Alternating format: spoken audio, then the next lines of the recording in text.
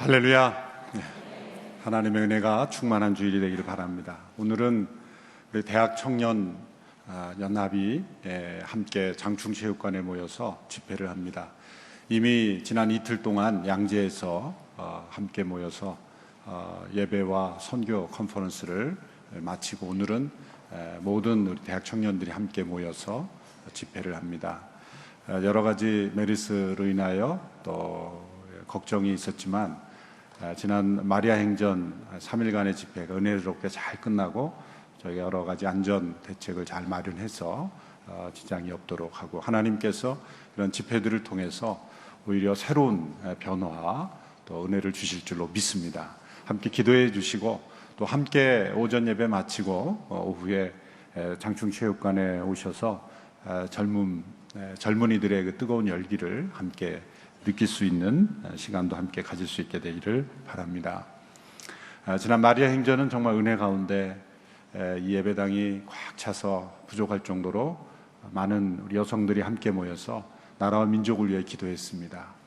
또 6.25의 비극 동족 상잔의 전쟁을 기억하면서 나라와 민족을 위해서 하나님 앞에 기도하는 그런 간절한 기도의 시간이 있었습니다.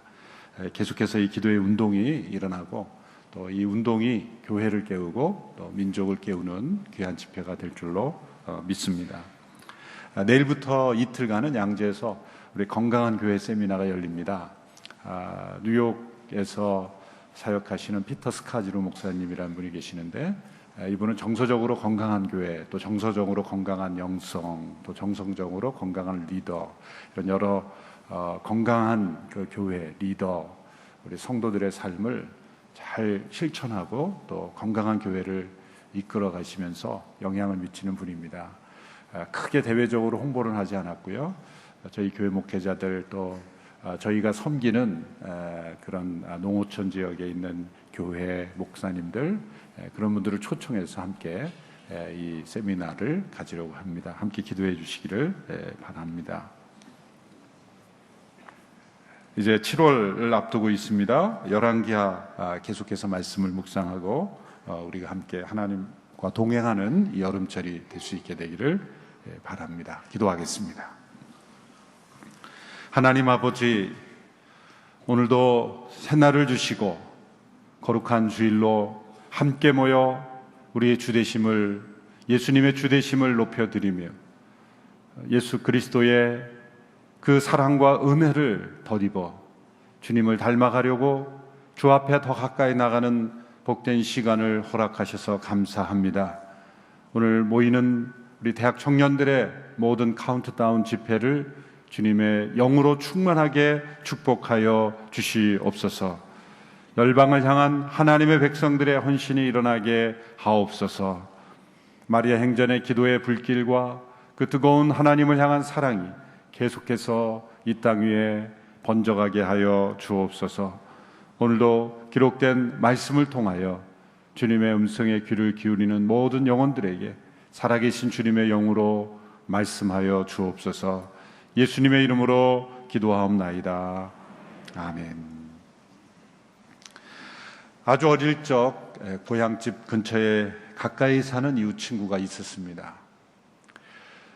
저는 곧 서울에서 살게 되었기 때문에 오랫동안 만나지 못하다가 10여 년이 흐른 후에 우연히 고향집 근처 길에서 그 친구를 만나게 되었습니다. 그런데 저는 충격을 받았습니다. 왜냐하면 그 친구는 그동안 그 몸이 자라지 않았기 때문입니다.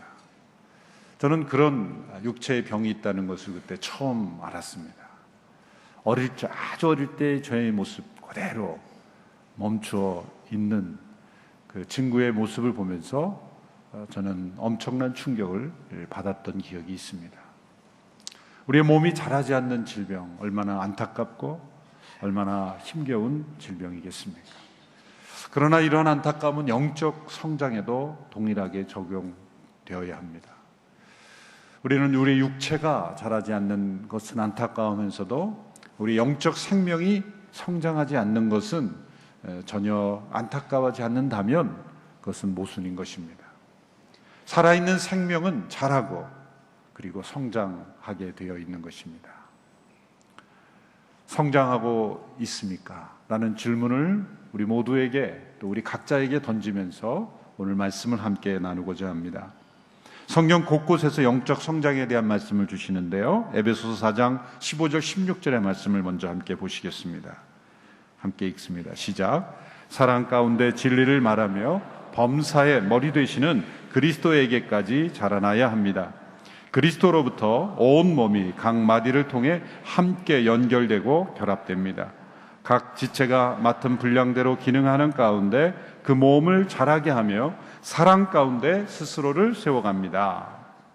베드로서 3장 18절 함께 읽습니다. 도리어 우리 주시며 구주신 예수 그리스도의 은혜와 그를 아는 지식 안에서 성장해 가십시오. 영광이 이제와 영원토록 그분께 있기를 빕니다. 아멘. 범사의 머리 되시는 그리스도에게까지 자라가야 한다. 예수 그리스도의 은혜와 그를 아는 지식 가운데 성장해 가십시오. 하나님의 뜻은 우리가 그 아들의 형상을 본받는 데까지 자라가는 것입니다. 하나님은 우리 모두를 있는 그대로 부르십니다. 있는 그대로, 있는 모습 그대로 우리를 받아주십니다. 그러나 하나님은 결코 우리를 있는 모습 그대로 내버려 두시지 않습니다. 우리가 그리스도에게까지 자라도록 우리를 성장시키는 계획을 가지고 하나님은 역사하시는 분입니다. 그러므로 내가 예수님을 믿고 난 이후에 왜 이렇게 나에게 어려운 일들이 많이 생길까? 단 한 가지 이유 때문이죠. 우리가 그리스도를 닮아가는 일에 하나님께서 일하고 계신 것이죠. 우리는 더 편안한 삶, 더 안락한 삶을 기대하고 더 쉬운 삶을 기대하지만 하나님은 우리가 더 예수님을 닮아가는 삶을 이루어가기를 원하시는 것이죠.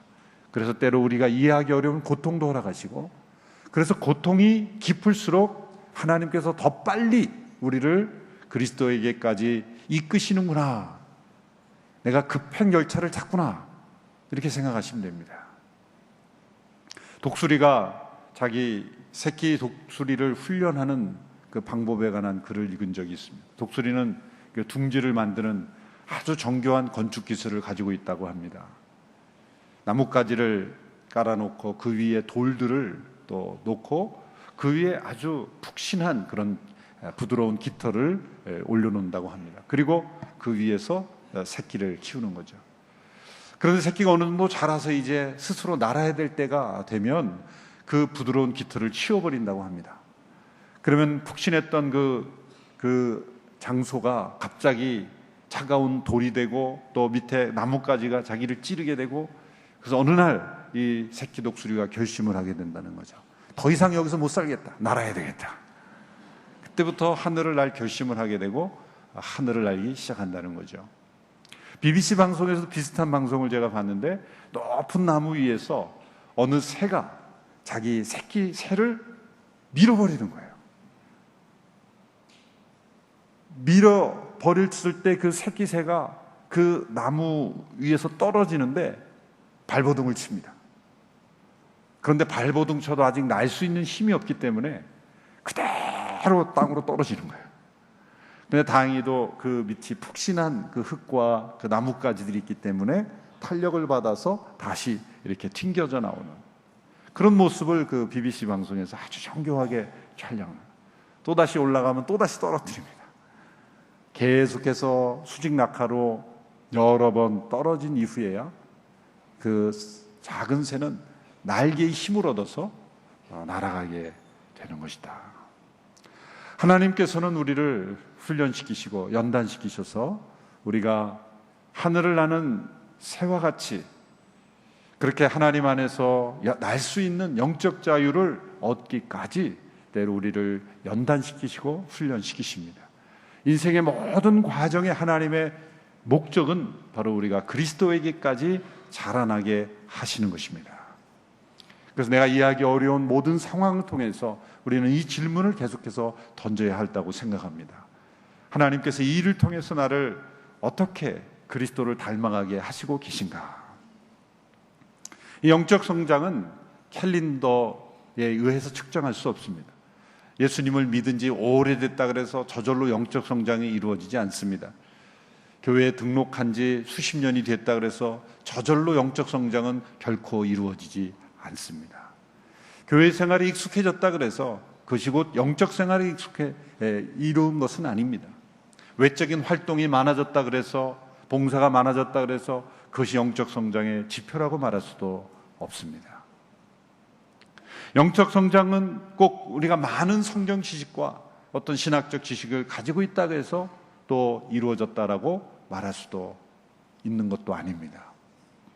영적 성장은 오직 우리 안의 내면과 외면의 성품과 그의 심령 속에 예수 그리스도의 마음과 그분을 닮은 성품으로 나타나는 것, 그것이 바로 중요한 지표가 되는 것입니다. 오늘 사도 요한은 오늘 본문을 통해서 사랑하는 성도들이 영적 성장을 이루어가고 있음을 기뻐하고 있습니다.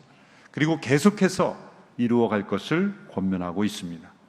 오늘 본문에 보면 성도들이 영적 성장을 이루어가고 있는지를 판단할 수 있는 중요한 평가 기준을 보여주고 있습니다. 오늘 짧은 본문을 읽으면서 우리가 주목할 것은 이 짧은 세 구절 안에 동일한 내용이 반복되고 있다는 거죠. 오늘 본문을 보면 12절과 13절의 내용, 그 내용이 14절에서 다시 한번 반복되고 있습니다. 그런데 동일한 내용이 반복되는 것 같지만 우리말 한글 성경에는 나타나지 않지만 중요한 변화가 있습니다. 그것은 시제가 변화됩니다. 우리말도 보면 12절에 보면 자녀들이여 내가 여러분에게 쓰는 것은, 또 13절에 아버지들이여 내가 여러분에게 쓰는 것은, 14절에 자녀들이여 내가 여러분에게 쓰는 것은, 이렇게 그냥 쓰는 것은 이렇게 되어 있지만 원문에 보면 시제가 바뀝니다. 12절 13절에서는 현재 시제로, 또 14절에서는 과거 시제로 바뀌는 거죠. 엄밀하게 말하자면 헬라어로 부정과거지만 그냥 과거라고 이렇게 하셔도 문제가 없겠습니다. 동일한 내용을 쓰면서 한 번은 현재 시제로 지금 내가 너희들에게 쓰고 있다. 영어로 I am writing. 내가 너희들에게 지금 쓰고 있다. 현재 시제로 쓰고, 바로 직후에 나오는 구절인데 내가 너희에게 이미 썼던 것은, 이렇게 과거로 바꾸어서 다시 반복하는 것입니다. 이것은 수사적인 표현이죠. 너무나 중요한 것을 강조할 때 마치 방금 전에 썼지만 그것을 오래전에 쓴 것처럼 과거형으로 내가 전에 너희들에게 이렇게 썼던 것은, 이렇게 시제를 바꿈으로써 다시 한번 반복하여 강조하고 있는 것입니다. 우리 올해 표가 낮은 곳, 더 낮은 곳으로 이렇게 반복했죠. 제가 여러분들에게 이렇게 설명한다고 생각해 보십시오. 여러분, 우리가 낮은 곳으로 가야 합니다. 현재 시제로 말하죠. 그러고 나서 바로 제가 여러분들에게 낮은 곳으로 가야 한다고 말씀드렸습니다. 이렇게 되면 과거형이 되는 거죠. 아주 중요한 내용을 마치 오랜 시간 동안 강조한 것으로 표현하기 위해서 시차를 두어서 강조하는 거죠. 한 번은 현재로, 한 번은 과거형으로, 그렇게 마치 오랜 시간이 이 절과 절 사이에 흐른 것처럼 느끼도록 만듦으로써 이 지속적으로 계속적으로 강조되어야 될 중요한 내용이구나라는 것을 설명하는 기법인 것입니다. 또 한 가지 본문에서 발견되는 특이한 점은 세 개의 다른 호칭을 사용하고 있다는 것이죠. 이 부분이 해석의 어려움을 가져다 주는 것입니다. 보면 세 개의 호칭이 나옵니다. 첫 번째는 12절에 자녀들이여 이렇게 나오고, 13절에는 아버지들이여 이렇게 나오고, 또 중간에 청년들이여 이렇게 나옵니다. 요한일서를 묵상하는 많은 성도들, 또 목회자들, 학자들은 이 세 가지 호칭이 무엇을 의미하는지가 참 궁금했습니다. 여러 해석들이 등장하는데 세 개의 중요한 해석으로만 구분할 수 있습니다. 이것을 설명하는 이유는 이 본문을 묵상하면서 너무 많은 해석에 빠지지 않도록 도와드리기 위해서 정리해 보는 겁니다. 첫째는 호칭은 육체적인 나이로 그냥 해석하는 겁니다. 문자 그대로 어린아이들은 어린아이들, 청소년들, 아이들, 아버지들은 그 육체의 나이가 만연한 그런 어른들, 그리고 청년들은 그냥 젊은 청년들, 우리 대학 청년 시절에 있는 청년들로 보는 것입니다. 그래서 아버지들은 그 당시에 리더십들, 장로들, 그런 영적 지도자들로 보고, 청년들은 그냥 젊은이들로 보고 권면한 것이다. 그런데 이 해석이 어색한 것은 순서가 애매하죠. 육체의 나이라면 자녀들이 나오고 그 다음에 청년들이 나오고 그 다음에 아버지들이 나왔다면 이것이 물리적인 육체적인 나이의 순서다 이렇게 해석하기가 자연스러운데 그 순서가 바뀌어 있다는 거죠. 또 나이에 따른 권면의 내용 또한 연령에 맞는 것이라고 보기가 어렵습니다.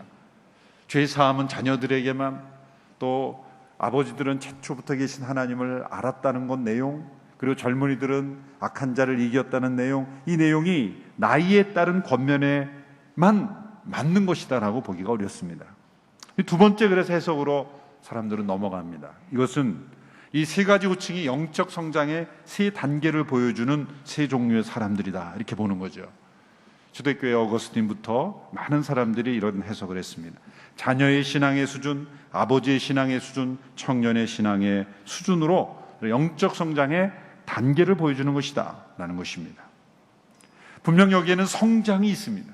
자녀의 어린 시절, 육체의 나이를 영적인 그런 성숙으로 비유하면 어린 시절의 신앙이 있고 청년의 신앙이 있고 그리고 아버지의 신앙이 있다. 이런 면에서는 설득력 있게 받아들일 수 있는 그러한 해석입니다. 그런데 여기서도 여전히 그 순서가 납득하기 어렵습니다. 그렇다면 어린아이로부터 시작해서 청년의 강한 신앙이 되고 아버지의 원숙함으로 간다라고 했을 때 이 순서만 바뀌어놨더라면 어색하지 않을 텐데 이 부분이 걸립니다. 또 한 가지는 13절에 보면은 이 아버지들에게 태초부터 계신 일을 알았다 이렇게 설명하고요. 또 14절에 보면 아버지에게 준 권면이 자녀들에게도 반복이 됩니다. 14절에 보면 자녀들여 내가 여러분에게 쓰는 것은 여러분이 아버지를 알았기 때문입니다. 이 아버지를 알았다는 것이 자녀들에게 준 그 내용과 아버지들에게 준 내용이 동일한 내용이에요. 이런 의미에서는 분명하게 다른 영적 성장의 단계의 차이다 이렇게 보기에는 또 이 어려움이 있는 것입니다. 그래서 세 번째 중요한 해석은 모든 성도들의 영적 성장을 세 가지 호칭을 통해 말씀하고 있다라는 견해입니다. 저는 이 견해를 따릅니다. 왜냐하면 자녀들이여 라고 하는 호칭이 특정한 단계에 있는 성도들만의 호칭이 아니라 요한일서 전체에서 요한은 모든 성도들을 대상으로 하는 호칭으로 반복해서 사용하고 있기 때문이죠. 오늘 본문뿐만 아니라 3장, 4장 이르기까지 틈나는 대로 자녀들이여, 자녀들이여, 자녀들이여. 모든 성도들, 그가 염두에 두고 기도하는 모든 성도들을 일컬을 때 요한은 자녀들이여 라는 말을 사용했습니다. 그것은 이 사도 요한이 비교적 노년의 때, 어쩌면 그가 이 서신을 마지막으로 생을 마감할 수도 있는 유언과도 같은 이 마지막 노년의 때에 기록했기 때문에 그에게는 모든 성도들이 다 자녀들처럼 그렇게 여겨졌기 때문이죠. 또한 이 순서를 보면 자녀들이 나오고 그 다음에 그 아버지들이 나오고 그 다음에 청년들이 나오는 순서가 구약 성경에도 발견이 됩니다. 요엘서 2장 28절의 말씀을 우리 같이 한번 보겠습니다. 요엘 2장 28절 시작.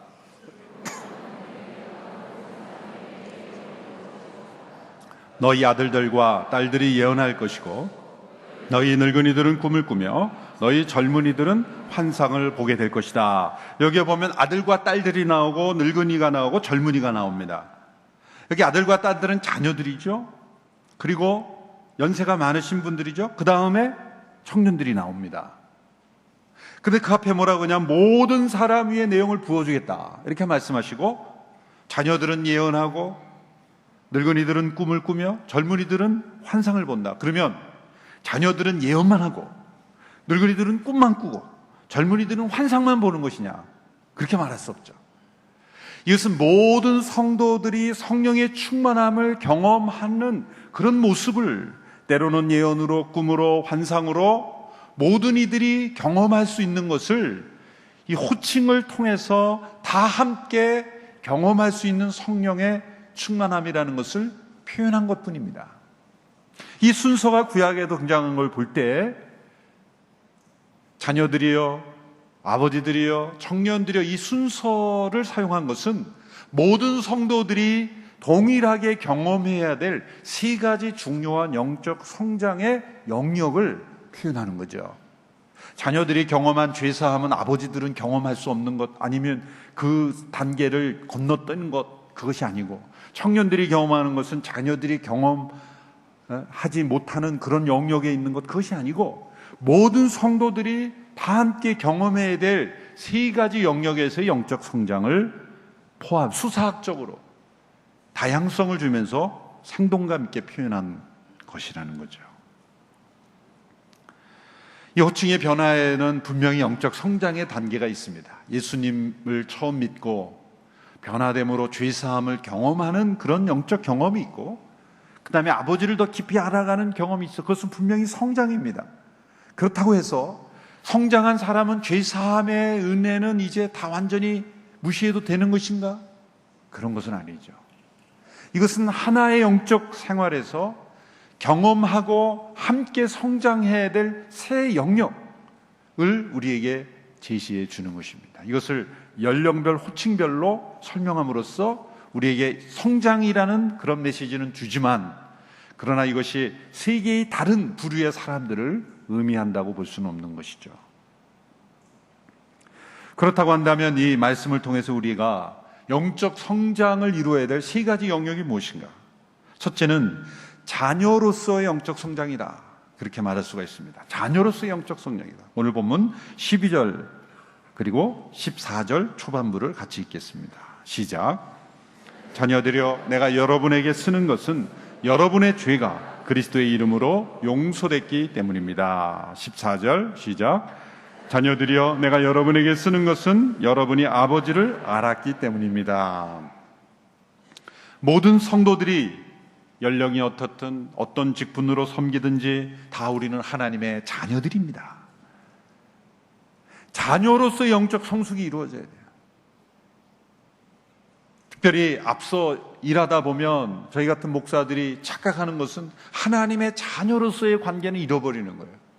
그냥 목사로서만 일하는 거에 익숙하다 보면 내가 하나님의 한 자녀로서 하나님과의 그 누릴 수 있는 은혜와 축복은 다 잃어버리고 일만 하고 있는 거죠. 자녀로서의 가장 중요한 축복이 뭡니까? 그것은 용서받은 그러한 죄사함의 은혜입니다. 여러분, 죄를 범한, 그래서 이 사회로부터 때로는 버림받은 사람도 찾아갈 수 있는 곳이 어디입니까? 부모의 품 아닙니까? 자녀는 잘못을 해도 부모 앞에서는 때로 당당해요. 그 당당함은 어디서 나오는 것일까? 당연히 용서하실 것이다. 그 용서에 대한 기대가 아닐까? 다른 사람 앞에서는 피하고 또 도망가려는 모습도, 때로는 부모 앞에서는 용납될 기대, 그런 어떤 용서의 기대를 가지고 있는 게 아닌가. 누가복음 15장에서 하나님은 그분의 모습을, 그 아들의 죄를 용서하는 아버지의 모습으로 보여주셨습니다.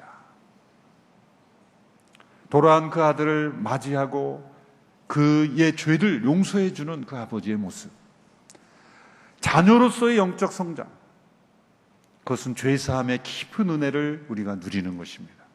우리가 믿음의 생활을 하다 보면, 교회에 익숙하다 보면 어느 한순간에 우리가 잃어버리는 게 있어요. 우리 모두가 죄인이라는 걸 잊어버려요. 그리고 우리가 용서받은 죄인이라는 걸 잊어버려요.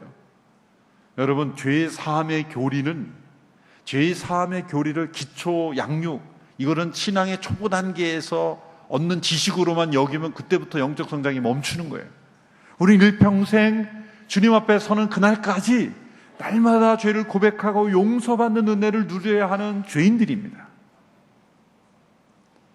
죄를 고백하고 용서받았으면 그때부터는 의인이다, 죄가 없는 의인이라고 가르치는 게 구원파의 잘못된 교리예요.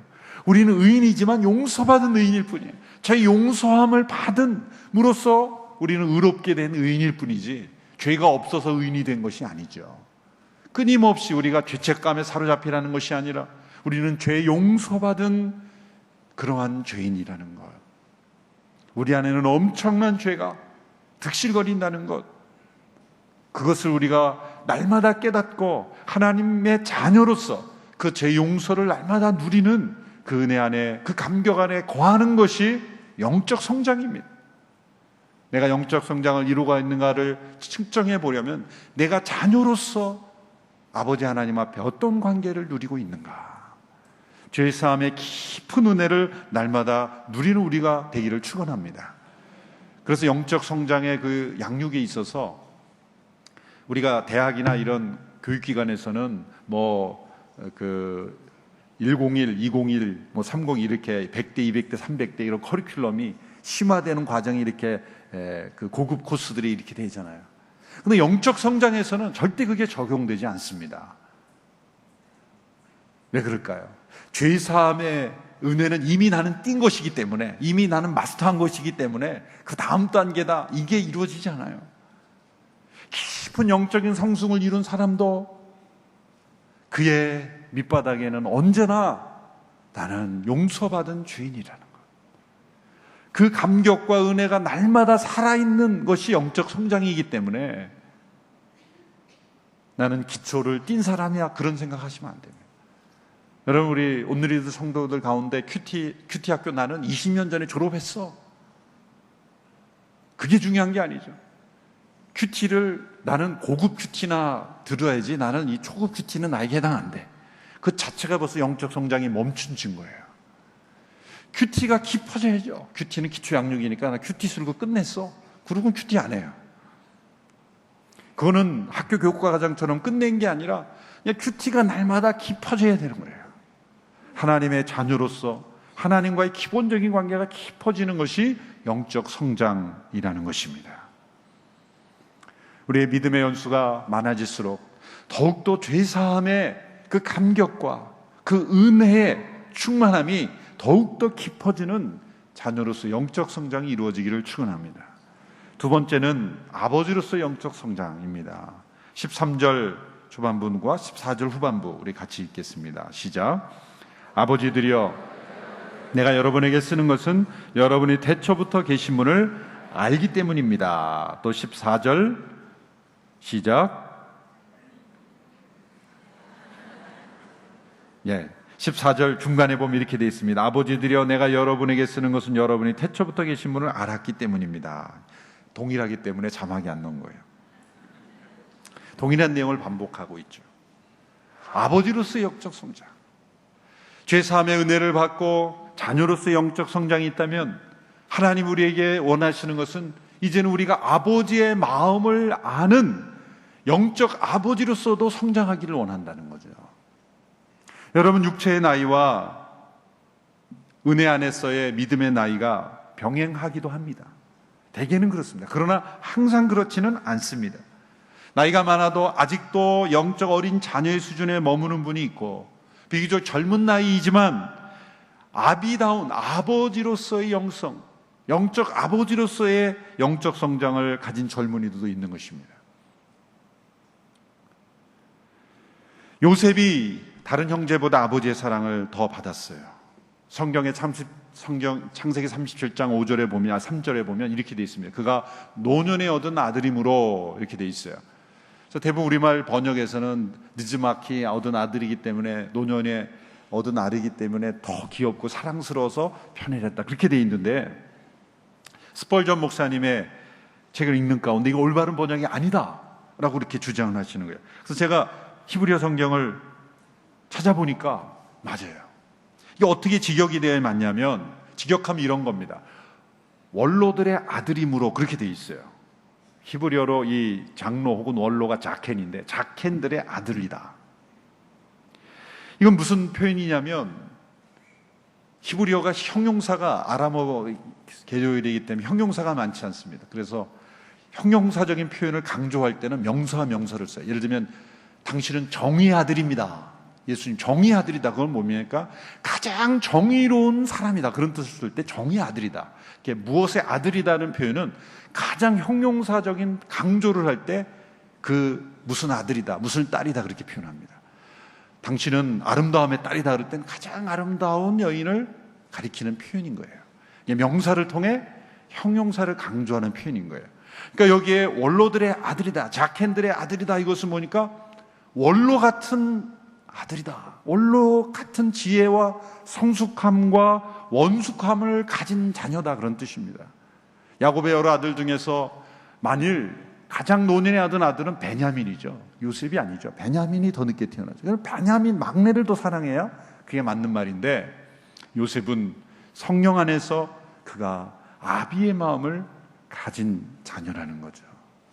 넌 어떻게 그렇게 내 마음에 속 드는 생각만 하니? 아버지의 마음, 자녀의 완숙함은 어디입니까? 부모의 마음을 이해하고 부모의 입장에서 부모가 해야 할 일을 같이 하는 자녀, 그것이 바로 자녀의 성숙입니다. 영적 성장이란 무엇입니까? 아버지의 마음을 깊이 깨닫고 아버지가 기뻐하는 것이 나의 기쁨이 되고 아버지가 원하는 것이 나의 기쁨이 되는 것, 영적으로 다른 영혼을 품고 인내하고 사랑하고 섬기는 그런 자녀들, 그런 자녀들이 아버지의 자녀들이다 라는 것입니다. 사도 바울은 이렇게 안타까워했죠. 그리스도 안에 선생들은 많은데 아비가 많지 않다. 고린도서 4장 15절에 지적했습니다.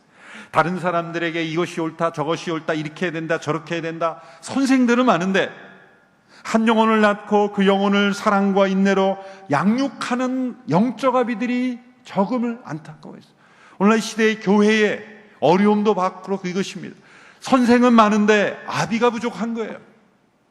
아비가 많은 시대의 교회는 한 영혼 한 영혼을 책임지고 양육하기 때문에 사생아가 없습니다. 버려진 자녀들이 없습니다. 모두가 다 돌봄을 받으면서 건강하게 자라갑니다. 선생은 많은, 그러나 아비가 없는 곳에는 옳고 그름은 잘 따지고요, 무엇을 어떻게 해야 되는지는 잘 압니다. 그런데 문제를 해결하는 영혼이 부족하는 거예요. 아비는 많지만 선생은 많지만 아비가 부족한 그런 시대, 바로 오늘 이 시대의 모습입니다.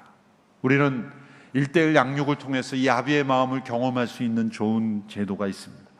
1:1 양육을 통해서 한 영혼 한 영혼을 품는 그런 아비의 마음을 우리가 더욱더 성장해가는 우리 모두가 되기를 바랍니다. 그 아버지 하나님은 태초부터 계신 분을 안다면, 태초부터 지금까지 동일하게 역사하셨던 그 하나님의 마음을 다 안다는 것은 성경 전체를 통해 역사하신 하나님의 마음을 아시는 거예요. 역사를 움직이시는 하나님의 법칙을 아는 거예요. 역사를 왜 이렇게 역사하셨는지, 왜 심판하셨는지, 왜 구원하셨는지, 왜 때로 징계하시는지, 왜 때로 한 영혼을 택하시는지를 태초부터 지금까지 일하시는 하나님 아버지의 마음을 안다는 것. 그는 미래의 역사를 내다볼 수 있다는 거죠. 예견할 수 있다는 거죠. 그리고 올바로 갈 수 있다는 것입니다. 이 아버지의 마음을 깨닫는 영적 성장이 우리 모두에게 있게 되기를 축원합니다. 세 번째는 청년으로서의 영적 성장. 우리 13절 후반부, 14절 후반부 함께 읽겠습니다. 시작. 청년들이여, 내가 여러분에게 쓰는 것은 여러분이 악한 자를 이겼기 때문입니다. 또 14절. 청년들이여, 내가 여러분에게 쓴 것은 여러분이 강하고 하나님의 말씀이 여러분 안에 거하심이에요. 여러분이 그 악한 자를 이겼기 때문입니다. 청년의 특징은 힘이 세고 강하다는 것입니다. 청년의 때를 비유했지만 이것은 육체의 강함을 의미하는 것이 아니죠. 영적인 강함을 의미하는 것입니다. 청년의 때 육체의 강함은 오히려 죄를 범하기 쉽죠. 넘치는 에너지는 때로 과욕을 불러일으킬 때가 많은 것입니다. 청년이 실수가 많고 잘못 행하는 것은 에너지가 많기 때문이에요. 그것은 삼손의 강함이죠. 삼손은 힘이 강하고 근육이 세고 에너지가 많았기 때문에 그는 오히려 타락했습니다. 여기서의 강함은 은혜 안에서의 강함이에요. 약함 속에서의 강함입니다. 사도 바울이 고백한 대로 고린도서 12장에서 내가 약할 그때 곧 강함이라, 이는 그리스도의 능력이 내게 머물게 되기 때문이라. 오히려 육체의 약함 속에서, 환경의 열악함 속에서, 그리고 고난의 약함 속에서 경험하는 강함인 것입니다. 나의 육체의 강함이 아니라 하나님의 은혜로부터 오는 강함. 사도 바울이 디모데에게 권면한 대로 내 아들아, 내가 그리스도 예수 안에 있는 은혜 속에서 강하고, 은혜 속에서 강하다는 게 뭘까요? 오뚜기는 넘어뜨려도 바로 일어나요. 바로 일어납니다. 때로 쓰러져도 바로 일어납니다. 왜? 은혜가 나를 강하게 회복시켜 주기 때문이다. 이 강함은 또한 하나님께서 여호수아에게 말씀하신 강함입니다. 여호수아 1장에서 강하고 담대하라. 이 강하고 담대하는 것은 육체적인 용맹, 어떤 육체의 강함이 아니죠. 이 강함은 그 뒤에 설명됩니다. 내가 이 율법책을 내 입에서 떠나지 말게 하고 주야로 묵상하여 그 가운데 기록한 대로 다 지켜 행하라. 내가 형통하리라. 이 강함은 뭡니까? 하나님의 말씀을 지켜 행하고 순종하는 강함인 것입니다. 그래서 오늘 말씀에도 여러분이 강하고 했을 때 뭐가 나옵니까? 하나님의 말씀이 여러분 안에 거하심으로 악한 자를 이기게 되는 거예요. 우리가 악한 자를 이기게 되는 비결은 무엇입니까? 그것은 하나님의 말씀이 우리 안에 거함으로써 가능하게 된 거예요. 이 순서가 중요해요. 내가 하나님의 말씀을 주장한다 이렇게 설명하지 않고 하나님의 말씀이 우리 가운데 거하신다라고 말씀해요. 주어가 하나님의 말씀이 먼저 시작돼요. 내가 하나님의 말씀을 연구하고 내가 하나님의 말씀을 깨닫고 내가 하나님의 말씀을 이해하는 것이 돼서는 부족해요. 이 말씀이 인격으로 역사하시는 하나님의 임재가 나를 주장하는 것, 그것이 바로 우리의 강함인 것입니다. 그래서 우리가 성경 공부 읽을 때 이런 말은 굉장히 교만함을 쓰면 안 돼요. 말씀을 내가 뚫어야 되겠다. 하나님의 말씀이 존재한 이후로 하나님의 말씀을 뚫은 사람은 없습니다. 그게 아니라 하나님의 말씀이 나를 뚫어야죠. 하나님의 말씀에 뚫린 존재가 돼야지 내가 자꾸 말씀을 뚫으려고 그래요. 막 드릴을 갖고 뚫고 막 송곳으로 뚫고 말씀을 파서 내가 뚫으려고 그래요. 그 교만한 거예요. 내가 말씀 위에 있는 존재가 될 때 내가 말씀을 요리하고 내가 자꾸 뚫으려고 해요. 여러분, 말씀을 뚫게 해준다는 거 너무 그렇게 현혹되지 마세요. 그건 위험한 거예요. 오히려 하나님의 말씀이 나를 뚫게 하는 그런 모임에 참여하세요. 하나님의 말씀이 내 안에 거하게 하는 그런 말씀의 태도가 더 중요한 거예요. 성경을 관통하려고 그래 자꾸. 내가 관통되려고 하진 않고 자꾸 성경을 관통하려고 그래. 하나님의 말씀이 내 안에 거해야 된다. 이 거한다는 단어도 중요한 거예요. 이게 하루아침에 이루어지지 않는다는 거예요. 잠깐 방문해서는 안 돼요. 거해야 돼. 내면화돼야 돼요. 지배해야 된다는 거예요. 위기 때에 하나님의 말씀의 능력이 나타나지 않는 것은 평상시에 말씀의 지배함이 없기 때문에. 예수님이 광야에서 사단을 이길 때, 기록되었을 때, 그것은 그 순간에 찾아서 그런 게 아니에요. 회당에서 내면화된 하나님의 말씀이 그 안에 거하셨기 때문에 튀어나오는 거예요. 위기 때에 그냥 튀어나오는 말씀이 없으면 사실은 이길 수 없습니다. 우리 학교 다닐 때 시험 볼 때 오픈북이 있잖아요. 그럼 오픈북을 하면, 저희 신학교 때도 오픈북을 해준 교수님이 있어요. 기대 엄청 하고 왔습니다. 공부 안 하고 왔습니다. 근데 뭘 어디에 있는지 알아야 찾아 쓰죠. 오픈북은 아무데나 다 정답이 나와 있는 게 아니에요. 오픈북도 공부한 사람이 어디 있는지 알아야 기억나지 않을 때 도움이 되는 거지. 오픈북이라고 해서 그냥 가면요, 그냥 책만 열려 있을 뿐이에요. 답은 못 찾아요. 갑자기 찾아내려고 그러면 말씀이 찾아지지 않는 거예요. 내면화된 말씀이 그 위기의 순간에 튀어나와야 되는 거예요. 튀어나와야 되는 거예요. 순간 기억이 나진 않지만, 그렇지만 그 말씀이 내면화될 때 튀어나와요. 성령의 검이 곧 말씀이라 그랬죠?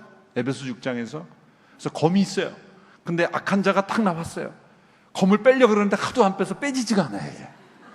그게 우리의 모습이에요. 가까스로 뺐는데 녹슨 검이에요. 좌우에 날이 선 검이 아니라 녹슨 검, 빠지지 않는 검, 잃어버린 검. 하나님의 말씀이 우리 안에 충만히 거할 때, 악한 자가 등장해도 우리는 그 악한 자를 능히 이기는 청년의 성숙이 우리에게 있을 줄로 믿습니다. 우리는 이 하나님의 자녀로서 매일 죄사함을 받는 그 사죄의 은총을 날마다 깊이 더 누리고 또 누리고 또 누리고, 아버지의 마음을 품고 태초부터 계신 그 아버지의 역사하심, 아버지의 섭리, 아버지의 계획, 아버지의 뜻을 깨닫는 그러한 아버지로서의 성숙, 그리고 악한 자를 하나님의 말씀 안에 거함으로 능히 이기는 그런 청년으로서의 성숙, 이 성숙이 날마다 우리 가운데 일어나야 될 줄로 믿습니다.